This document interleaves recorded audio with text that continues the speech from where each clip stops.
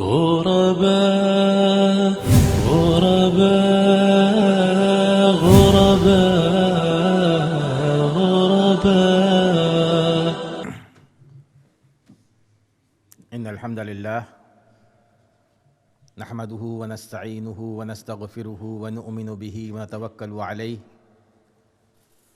ونعوذ بالله من شرور أنفسنا ومن سيئات أعمالنا من يهده الله فلا مضل له ومن يضلل فلا هادي له.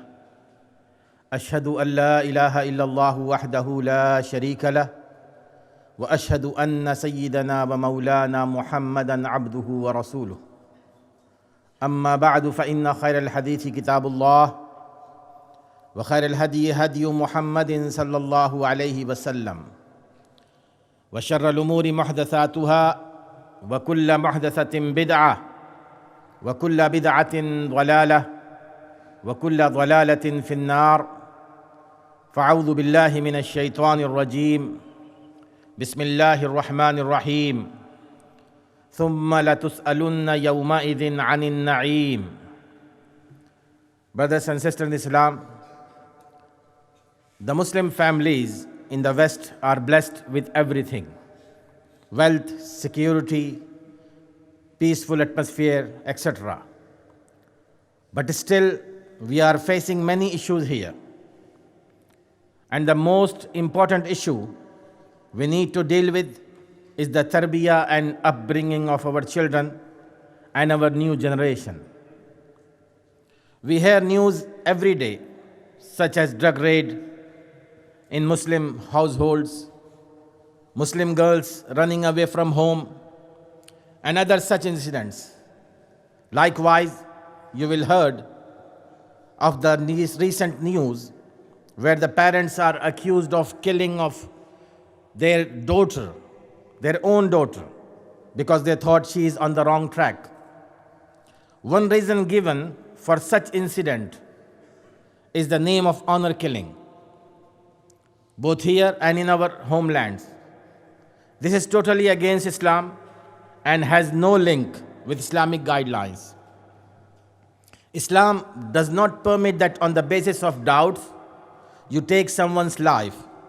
And even if the matter is true, still Islam does not permit that anyone takes the law into their own hands.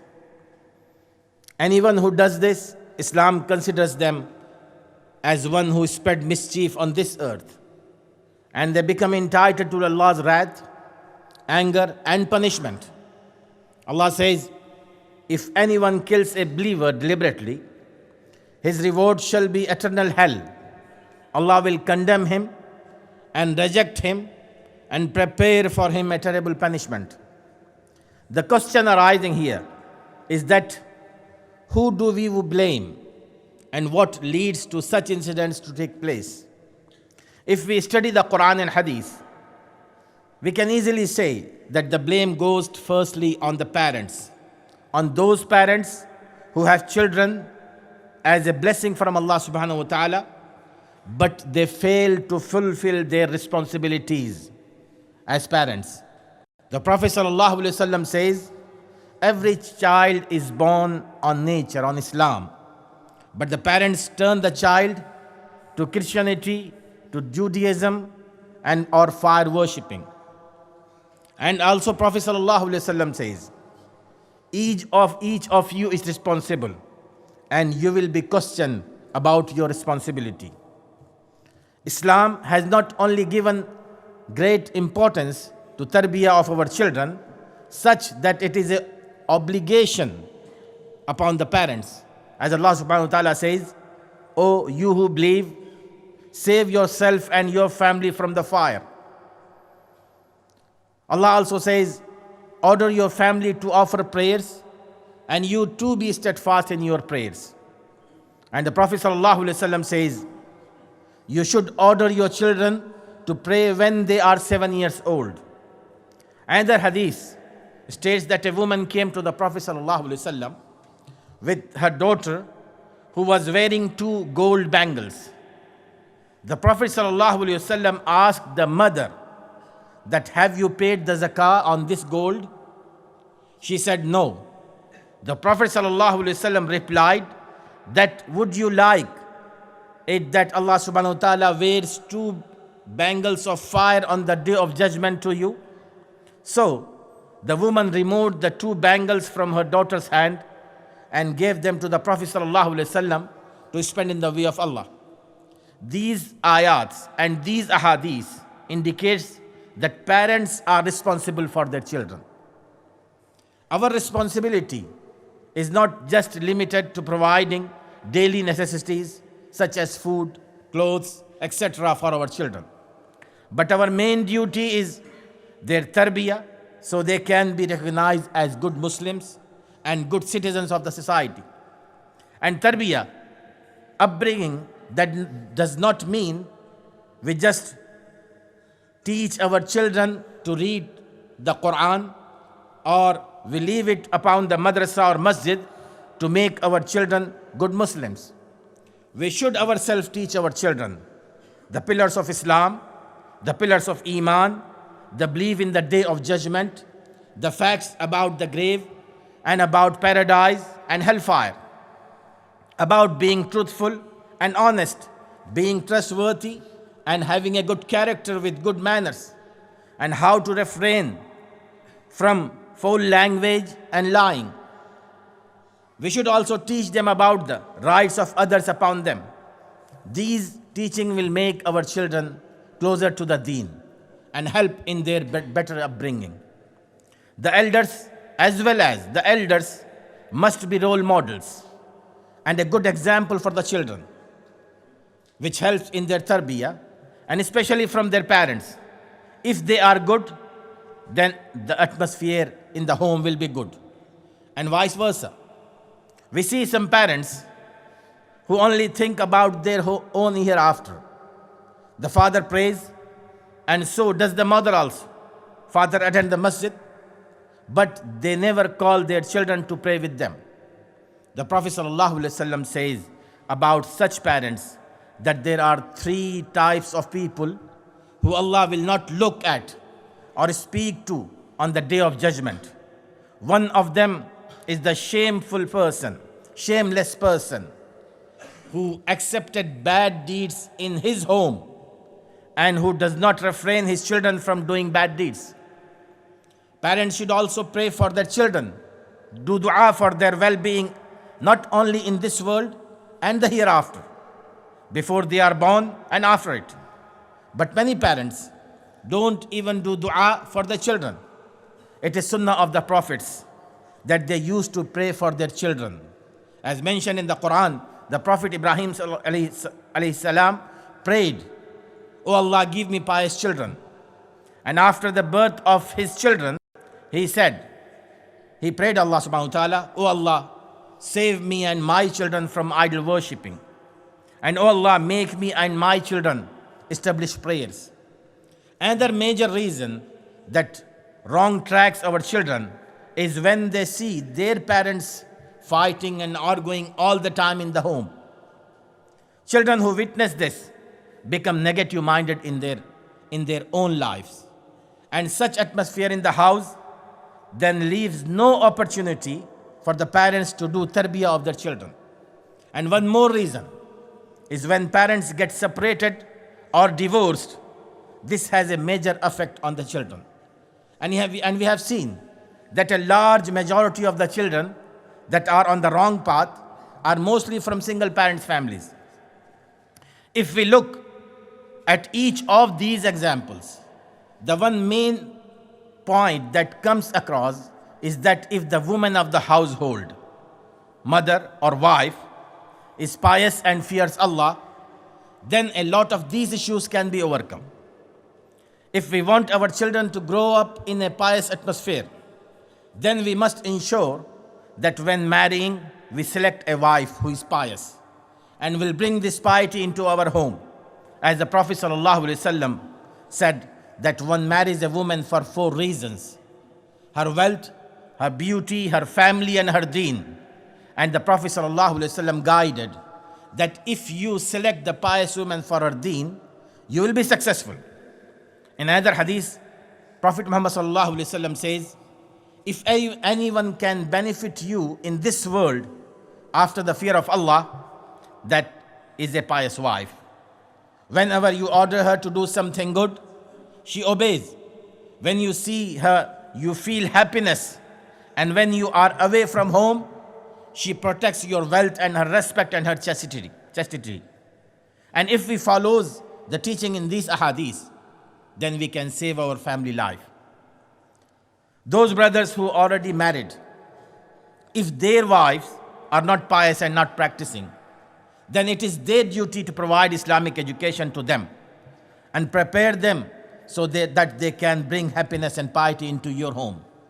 And those brothers who are planning to get married and want to have a secure and happy future with pious children, they should not look anywhere else except for a pious wife. And parents are also responsible for looking for a religiously suitable partner for their children. The life of the companions have many examples from which we can learn how we can be success in the tarbiyah of our children. One example is of Sulaym radiallahu anha, the mother of Anas radiallahu anhu. She was the woman who left many good examples for us. She became a Muslim, but her husband remained a non-Muslim. So she used to teach secretly her son, Anas, to read La ilaha illallah. She used to teach him Kalima Tawheed and the basics of Islam. And when her husband left her and went to Syria, she migrated from Mecca to Medina with her small child, Anas radiallahu anhu, empty-handed. She arrived in Medina empty-handed. And in Medina, in this situation, a wealthy non-Muslim,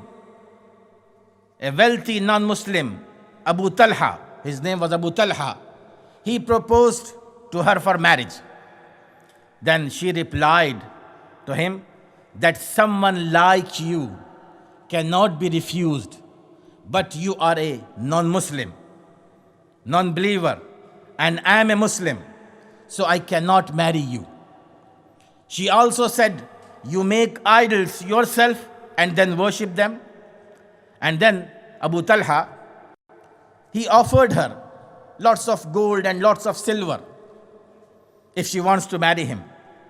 But she replied, I don't need any silver, any gold from you. What I want from you, I want Islam from you. If you accept Islam, then that will be my mahr, my dowry money from you. So Abu Talha radiallahu anhu asked, how can I become a Muslim? So she sent him to the Prophet sallallahu alaihi wasallam. And when Prophet Muhammad sallallahu alaihi wasallam saw him coming into the masjid, he said to his companions, look, Abu Talha has come. And I can see the light of Islam between his eyes. And so he embraced Islam. He then went on to serve Islam. The narrators of this hadith says that we have never heard of such expensive mahr being paid in marriage. A son was born to Abu Talha,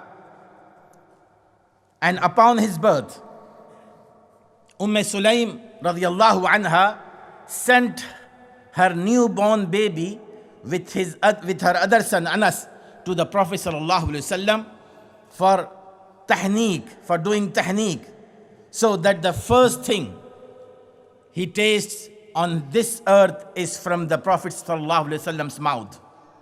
Usually mothers wants their child to be breastfeed on them first, but Sulaym wanted the child to first taste the dates from the Prophet's mouth sallallahu alaihi wasallam. Brothers and sisters, there are many examples of companions in Islam which teach us about the right way to do tarbiyah of our children. We can learn many things from this. May Allah guide us all. Amma ba'd, fa'udhu billahi minash shaitanir rajim. Bismillahir rahmanir rahim. محترم دوستوں اور بھائیوں، مغرب میں آباد جو مسلمان ہیں الحمدللہ اللہ تبارک و تعالیٰ کی بے انتہا نعمتوں سے سرفراز ہیں، دولت کے اعتبار سے، عزت کے اعتبار سے، امن اور سکون کے اعتبار سے، لیکن اس کے باوجود یہاں رہنے والی فیملیز مختلف مسائل سے دوچار ہیں، اور ان میں سب سے زیادہ نازک اور اہم ترین مسئلہ یہاں کی وہ نسل ہے جو یہاں پلی بڑی ہے، جو ہمارے بچے ہیں۔ دن بدن ان کی دین سے دوری، ان کی بے راروی، ان کی بد اخلاقی، معاشرے میں جس قدر جرائم کا اضافہ ہو رہا ہے اس میں ان کی انوالومنٹ، یہ تمام کی تمام چیزیں یقیناً ماں باپ کو پریشان کر رہی ہیں، اور اس کی وجہ سے بہت سارے والدین مختلف قسم کی حرکتوں کا ارتکاب کرتے ہیں۔ کسی کو بلیم دینا مقصود نہیں ہے، لیکن پچھلے دنوں آپ نے ٹیلی ویژن پر یہ نیوز دیکھی بھی ہوگی اور سنی بھی ہوگی کہ 2 مسلمان والدین وہ اپنی ہی بیٹی 17 سالہ بیٹی کے قتل کے جرم میں ماخوذ ہیں۔ جس طرح کیس چل رہا ہے، شواہد ان کے خلاف ہی جا رہے ہیں، اور عام طور پر اس قسم کا جو واقعہ ہوتا ہے وہ ہمارے ہاں وہ غیرت کے نام پر جو قتل ہوتا ہے وہ اسی قسم کی ریپیٹیشن ہے۔ میرے دوستو، اب اس وقت قصوروار کس کو قرار دیا جائے؟ سب سے پہلی بات تو یہ ہے کہ اگر اس قسم کا کوئی واقعہ ہوا ہے تو یہ سراسر غیر اسلامی ہے۔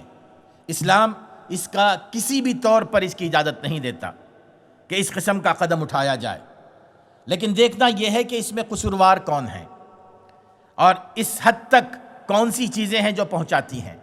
اگر آپ یہ دیکھیں، قرآن اور حدیث کا مطالعہ کریں تو معلوم یہ ہوتا ہے کہ اس میں سب سے پہلے قصوروار بچوں کے والدین ہوتے ہیں، جن کو اللہ تبارک و تعالیٰ نے بچوں جیسی نعمتوں سے سرفراز فرمایا ہے، اور انہوں نے اللہ تعالیٰ کی اس نعمت کی ناقدری کی اور ان کی صحیح تربیت نہیں کی، کیونکہ قرآن اور حدیث میں والدین ہی کو قرار دیا گیا ہے۔ قرآن و حدیث میں 12 مختلف جگہوں پر بیان کیا گیا کہ تم خود ذمہ دار ہو۔ اللہ تبارک و تعالیٰ فرماتے ہیں کہ یا ایھا الذین آمنوا قوا انفسکم واہلیکم نارا، اے ایمان والو تم اپنے آپ کو بھی بچاؤ، اپنے گھر والوں کو بھی بچاؤ دوزخ کی آگ سے۔ اللہ تبارک و تعالیٰ فرماتے ہیں وَأْمُرْ أَهْلَكَ بِالصَّلَاةِ وَاصْطَبِرْ عَلَيْهَا، کہ تم اپنے گھر والوں کو نماز کا حکم دو اور تم بھی اس پر قائم رہو۔ رسول اکرم صلی اللہ علیہ وسلم حدیث میں فرماتے ہیں کہ کل مولود یولد علی الفطرہ فابواہ یہودانہ او یمجسانہ او ینصرانہ، کہ جو شخص، جو بچہ بھی اس دنیا میں پیدا ہوتا ہے وہ دین پر پیدا ہوتا ہے، فطرت پر پیدا ہوتا ہے، لیکن اس کے اپنے ماں باپ اس کی تربیت نہ کرنے کی وجہ سے، اس کو غلط ماحول دینے کی وجہ سے اپنے ہی ہاتھوں اس کو دین سے دوسرے دین میں لے کر چلے جاتے ہیں، اس کو بے دین کر دیتے ہیں، اس کو عیسائی بنا دیتے ہیں، اس کو مجوسی بنا دیتے ہیں، اس کو یہودی بنا دیتے ہیں۔ ایک اور حدیث میں آپ نے فرمایا کہ کلکم راع وکلکم مسئول عن رعیتہ، کہ تم اپنے آپ کو غیر ذمہ دار نہ سمجھو، تم خود ذمہ دار ہو اپنی اولاد کے، اپنے گھر والوں کے، اور تم سے اس ذمہ داری کے بارے میں تم سے پوچھا جائے گا۔ ایک اور حدیث میں آپ نے فرمایا کہ مروا اولادکم بالصلاۃ وہم ابناء 7، کہ جب تمہارے بچے 7 سال کے ہو جائیں تو تم اپنے بچوں کو نماز کا حکم دو۔ ایک اور حدیث میں آتا ہے کہ ایک دفعہ رسول اکرم صلی اللہ علیہ وسلم کے پاس ایک خاتون آئیں جو اپنی بیٹی کے ساتھ آئی تھی، اور رسول اکرم صلی اللہ علیہ وسلم نے دیکھا کہ اس بچی کے ہاتھ میں 2 سونے کے کنگن ہیں۔ اس موقع پر رسول اکرم صلی اللہ علیہ وسلم نے اس ماں سے پوچھا کہ یہ جو کنگن تمہاری بیٹی نے پہنے ہیں کیا تم نے ان کی زکوٰۃ ادا کی ہے؟ اس ماں نے کہا کہ میں نے نہیں۔ تو رسول اکرم صلی اللہ علیہ وسلم کے الفاظ ملاحظہ فرمائیے۔ رسول اکرم صلی اللہ علیہ وسلم فرماتے ہیں کہ کیا تم کو اس بات کی خوشی ہوگی کہ اللہ تبارک و تعالی قیامت کے دن تمہارے ہاتھوں میں، اس بچی کے ہاتھ میں نہیں، تمہارے ہاتھوں میں 2 آگ کے کنگن پہنائے؟ جب یہ بات اس ماں نے سنی تو وہ کنگن اتار کر اس نے رسول اکرم صلی اللہ علیہ وسلم کے حوالے کر دیے اور فرمایا کہ یہ اللہ تعالیٰ کے راستے میں دے دیجیے۔ ان تمام آیات اور ان تمام احادیث میں مخاطب کون ہیں؟ مخاطب والدین ہیں، مخاطب بچے نہیں ہیں، کیونکہ والدین کی ذمہ داری ہے بچوں کو بنانا اور بچوں کو بگاڑنا۔ اگر ہم نے بچوں کو بنانا ہو تو سب سے زیادہ اہم ترین چیز ان کی تربیت ہے۔ تربیت کا معنی میرے دوستو یہ نہیں ہے کہ بچوں کو صرف قرآن مجید پڑھنا سکھا دیا جائے، بچوں کو 4 کلمے رٹا دیے جائیں۔ تربیت کا معنی یہ ہے کہ چاہے وہ عقائد سے معاملات تعلق رکھتے ہوں، دین کے ارکان، اسلام کے ارکان، ایمان کے ارکان، چاہے وہ معاملات سے تعلق رکھتے ہوں، چاہے وہ اخلاق حسنہ سے تعلق رکھتے ہوں، یہ تمام کی تمام چیزیں ایسی ہیں جو بچپن ہی سے بچوں کو سکھانی پڑتی ہیں۔ اور پھر اس بات کا ہمیں بھی خیال رکھنا چاہیے کہ یہ چیزیں سکھاتے ہوئے جو چیزیں تربیت میں، بچوں کی تربیت میں بہت زیادہ معاون ہوتی ہیں، وہ ماں باپ کا اپنا رول، ماں باپ کا اپنا ماڈل، ماں باپ کا اپنا اسوہ، ان کا اپنا نمونہ۔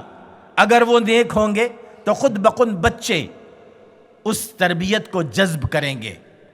بعض ماں باپ وہ جو یہ چاہتے ہیں کہ ان کے بچے نیک ہوں اور کبھی ان کو نیکی کرتا ہوا نہ دیکھے ہوں، تو یقیناً یہ بات ناممکن ہے۔ اور بعض ماں باپ ایسے بھی ہیں جو اپنی آخرت کی فکر تو کرتے ہیں، لیکن کبھی انہوں نے اپنے بچوں کی آخرت کی فکر نہیں کی۔ باپ نماز پڑھنے کے لیے مسجد آ جاتا ہے، مائیں نماز پڑھ رہی ہیں، لیکن انہوں نے بچوں کی تربیت کی طرف فکر نہیں کی۔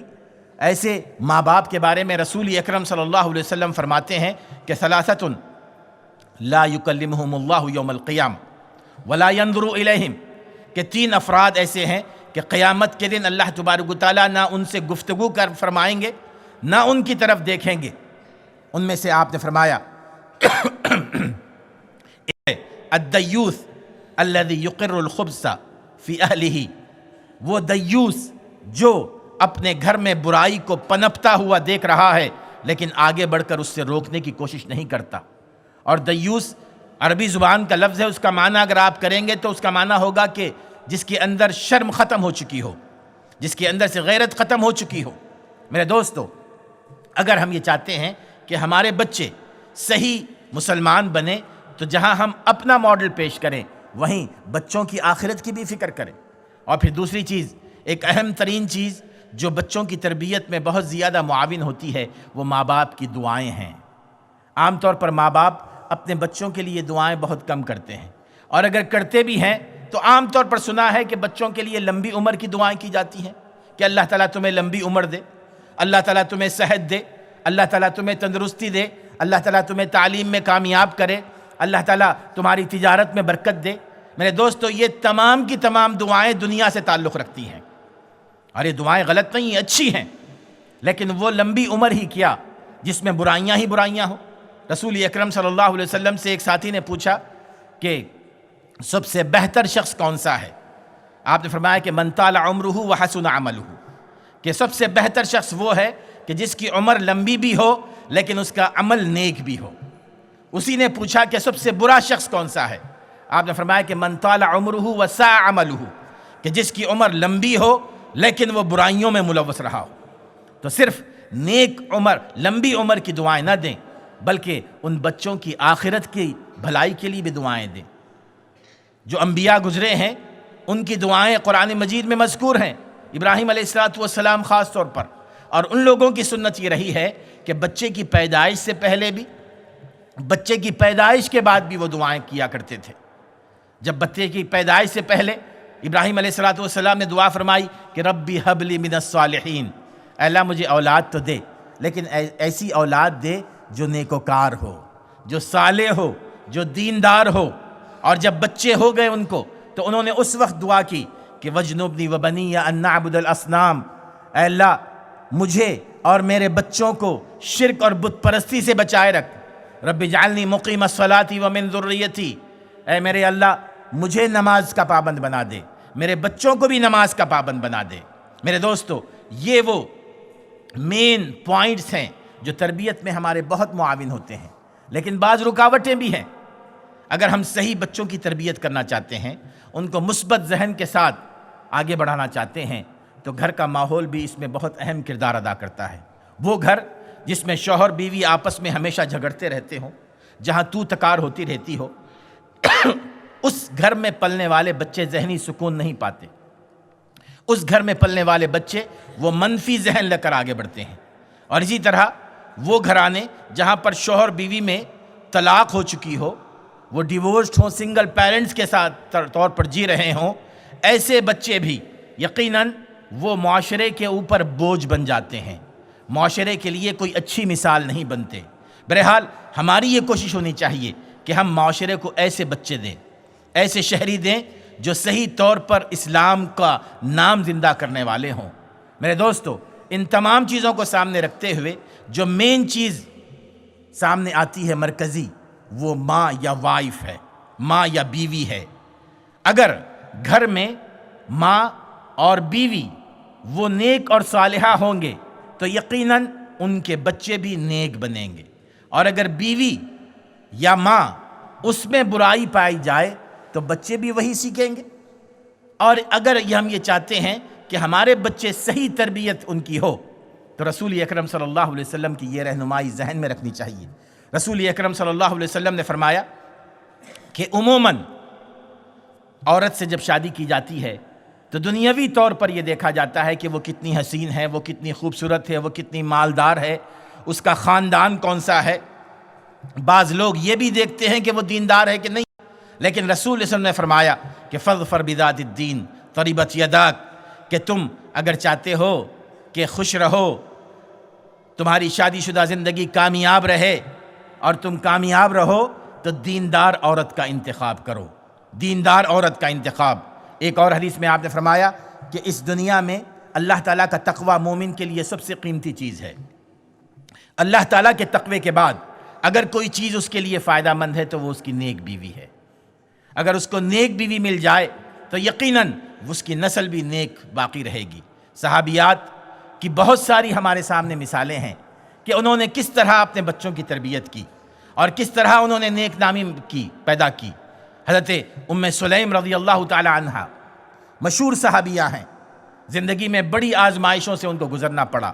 وہ اسلام انہوں نے قبول کر لیا، ان کے شوہر وہ غیر مسلم ہی رہے۔ ان کے اپنے چھوٹے بیٹے تھے حضرت انس رضی اللہ عنہ، وہ اپنے شوہر سے چھپ کر اپنے بیٹے کو کلمہ توحید پڑھایا کرتی تھی۔ ان کے شوہر کہا کرتے تھے کہ تم میرے بیٹے کو بے دین بنا رہی ہو، لیکن وہ کہتی کہ میں اس کو دیندار بنا رہی ہوں۔ اور بالآخر جب ان کے شوہر نے ان کا ساتھ چھوڑ دیا، وہ تنے تنہا مکہ مکرمہ کو چھوڑ کر اپنے چھوٹے سے بچے انس کے ساتھ مدینہ منورہ پہنچی۔ اللہ تعالیٰ نے ان کو خوبصورت بھی بنایا تھا، اور جب مدینہ منورہ پہنچی بالکل خالی ہاتھ، کوئی آسرا نہیں تھا، اس موقع پر مدینہ منورہ کے ایک مالدار شخص نے ان کو اپنا رشتہ بھیجا اور کہا کہ میں تم سے شادی کرنا چاہتا ہوں۔ ابو طلحہ رضی اللہ عنہ، ابو طلحہ مشہور صحابی ہیں، لیکن اس دیندار خاتون کا جواب کیا تھا؟ اس دیندار خاتون نے کہا کہ تم جیسے رشتے کو ٹھکرایا نہیں جا سکتا، تم جیسے آدمی کے رشتے کو ٹھکرایا نہیں جا سکتا، لیکن میں کیا کروں؟ تم بے دین ہو، تم غیر مسلم ہو اور میں مسلمان ہوں، اور میرے لیے یہ جائز نہیں کہ میں تم سے نکاح کروں۔ ابو طلحہ نے اس وقت ام سلیم کو یہ کہا کہ میں تمہیں سونے اور چاندی میں تول دوں گا، کتنا سونا چاہیے، کتنی چاندی چاہیے؟ انہوں نے کہا کہ لا ارید من صفراء ولا بیضاء، مجھے نہ تم سے چاندی چاہیے، مجھے نہ تم سے سونا چاہیے، ارید منک الاسلام، مجھے تم سے چاہیے اسلام۔ اگر تم اسلام قبول کر لیتے ہو تو یہی میرے لیے تمہاری طرف سے مہر ہوگا، اور میں اس مہر کو قبول کر لوں گی۔ ابو طلحہ رضی اللہ تعالیٰ عنہ نے پوچھا کہ میں اسلام کیسے قبول کروں؟ انہوں نے کہا کہ جاؤ رسول اکرم صلی اللہ علیہ وسلم کے پاس۔ وہ سیدھے رسول اکرم صلی اللہ علیہ وسلم کے پاس گئے۔ رسول اکرم صلی اللہ علیہ وسلم نے ابو طلحہ کو آتے ہوئے دیکھا تو اپنے صحابہ سے کہا کہ یہ ابو طلحہ آ رہے ہیں، میں ان کی دونوں آنکھوں کے درمیان اسلام کی چمک دیکھ رہا ہوں، اسلام کی روشنی دیکھ رہا ہوں۔ اور ابو طلحہ نے وہیں اسلام قبول کر لیا، اور یہی وہ ابو طلحہ ہیں کہ جن کی دینی خدمات تاریخ میں محفوظ ہیں۔ میرے دوستو، ابو طلحہ رضی اللہ تعالیٰ عنہ سے ام سلیم کے یہاں ایک اور لڑکے کی ولادت ہوئی، اور اس موقع پر بھی دیکھیے کہ بچے کی پیدائش ہی سے تربیت کا انداز۔ انہوں نے اپنے بڑے بیٹے انس سے کہا کہ یہ جو میرا نومولود بیٹا ہے، نیو بورن بیبی، میں چاہتی ہوں کہ دنیا میں وہ کسی چیز کا مزہ نہ چکے سوائے رسول اکرم صلی اللہ علیہ وسلم کی چبائی ہوئی کھجور کا۔ سب سے پہلے اس کو رسول اکرم صلی اللہ علیہ وسلم کے پاس لے جاؤ، تاکہ رسول اکرم صلی اللہ علیہ وسلم اپنے منہ مبارک سے اپنے منہ سے کھجور کو چبا کر اس کو چٹائیں تاکہ اس کے اندر دین سے محبت، رسول اکرم صلی اللہ علیہ وسلم سے محبت جاگے۔ اور اس طرح میرے دوستو انہوں نے اپنے بیٹے کی تربیت کا آغاز کیا تھا۔ ایسی بہت ساری مثالیں ہیں صحابیات کی، بشرطے کہ اگر ہم یہ چاہتے ہیں کہ جن چیلنجز کو ہم فیس کر رہے ہیں، جن پرابلمز کو ہم فیس کر رہے ہیں، اگر ہم ان پرابلمز کو ختم کرنا چاہیں تو یہی ایک طریقہ ہے کہ جس کے ذریعے ہم اپنے بچوں کی تربیت کر سکتے ہیں۔ اللہ تعالی ہمیں سمجھنے عمل کرنے کی توفیق عطا فرمائے۔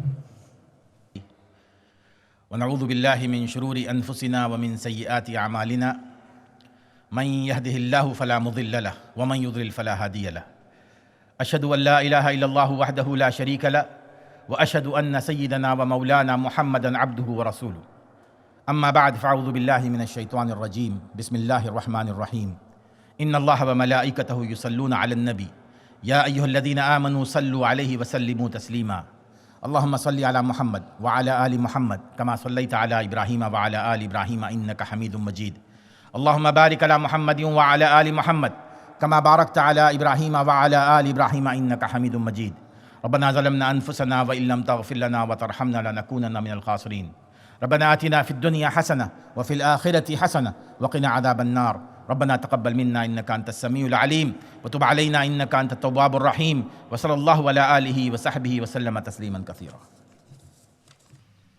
الحمد لله رب العالمين الرحمن الرحيم مالك يوم الدين إياك نعبد وإياك نستعين اهدنا الصراط المستقيم صراط الذين أنعمت عليهم غير المغضوب عليهم ولا الضالين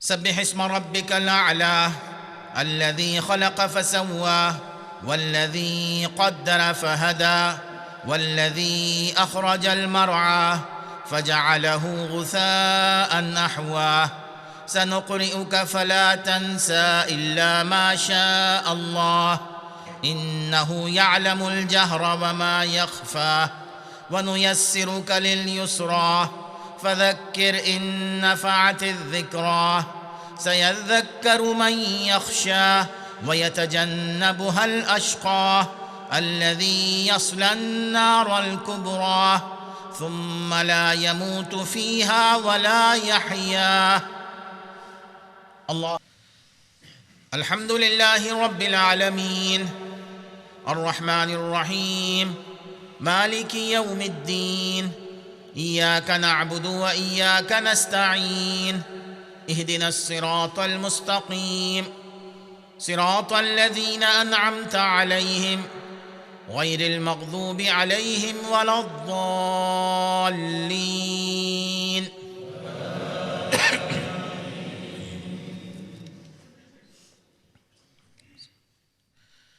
قد أفلح من تزكى وذكر اسم ربه فصلى بل تؤثرون الحياة الدنيا والآخرة خير وأبقى إن هذا لفي الصحف الأولى صحف إبراهيم وموسى الله أكبر غرباء